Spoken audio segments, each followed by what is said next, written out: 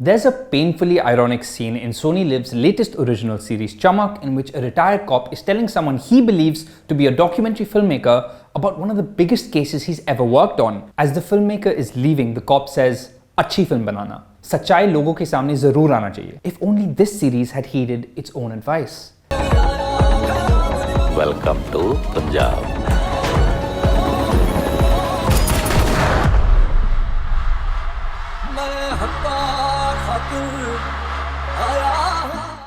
Chamak, created and directed by Rohit Jugraj, is loosely based on the true story of Amar Singh Chamkila, a beloved singer in Punjab who, along with his wife, was shot and killed in public in 1988. The murder remains unsolved, but popular theories include everything from terrorists to jealous competitors. It's the same story we'll see next year in Imtiaz Ali's film for Netflix, Chamkila, starring Diljit Dosanjh. And you can see why storytellers are drawn to this tragic tale. There's so much to this story about fame, passion and artistry, crime, insecurity and intense rivalry. Chamak follows Kala, played by Tabbar's Paramveer Singh Cheema, a troubled young man who's lived in Canada since he was a young boy. When Kala finds himself on the run from the law, he escapes to Punjab.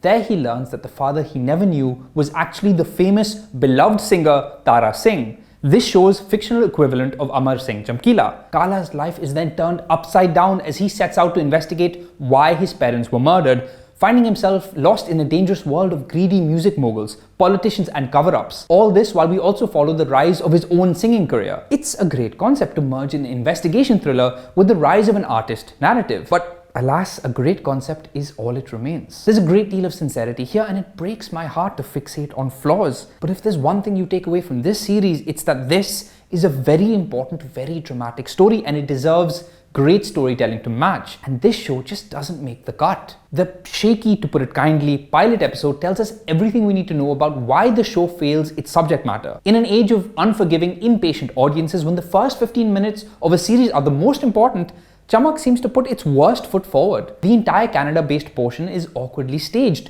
with flimsy white people characters, fluctuating accents, and little attention to detail. I'm just so tired of white people in Hindi movies and shows having the wrong accent. It's just so careless. Regardless of which country they're supposed to be from, it's always some dude who looks and sounds like an Eastern European porn star. Then there's the fact that watching Chamak early on feels like a puzzle, not because of the narrative, but because of the less than encouraging craft. Something about this series just looks and feels off as you scramble to figure out what it is. Is it the dubbing? Is it the odd staging? Is it the editing that struggles to establish a smooth rhythm through scenes? Perhaps it's the burnt out visuals. You ever feel like you wanted to reduce the brightness of an entire show? It's probably why the music video-esque sequences work well, not just because of the solid, ambitious soundtrack that injects a much needed energy into the proceedings, but also because many of the sequences are montages. They're all vibes and rely less on the basics of scenes, characters, and drama. What you're left with then is a show of buts. So many deal-breaking buts.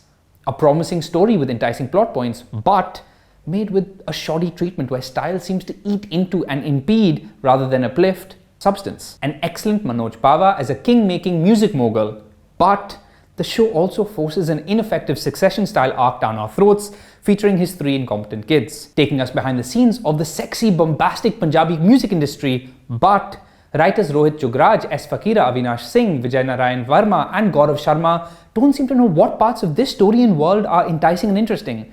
The music industry never felt so dull. The rise of Kala making it as a singer narrative is fun to watch in bursts, like a scene involving Mika Singh playing himself. But it's largely drowned out by overwhelming, less than effective investigation arcs. Also, Kala struggles for all of like 8 to 10 minutes before he makes it as a big singer. A promising character in Jazz, played by Isha Talwar, as a singer who's struggling to make inroads into a sexist industry, but she's yet another terribly written female character written by men. The result is a bumpy head-scratcher of a series which is somehow too dramatic but often stale, too jumpy but also slow, too spoon-feedy but also overly ambitious. Still, even if he's a poorly written protagonist who can't seem to decide if he's driving the plot or being driven by it, as a good-for-nothing guy who somehow becomes a master manipulator and undercover investigator, Kala is still an interesting character with a hell of a transformative arc. And as we saw with SonyLIV's Scam 2003 earlier this year, sometimes a great central performance can do much to uplift an otherwise shaky show. But even there, Chamak lets us down. Sincere as he is, Paramveer Singh Cheema feels miscast and brings little to the role. The series needed a more seasoned, potent performer who could explore Kala's turmoil, pain, instability and artistry. But despite the ferocity of his gaze, Paramveer isn't able to go beneath the surface. His various confrontation and breakdown scenes are particularly difficult to stomach. For example, take the shrill scene in which he tries to interrogate a patient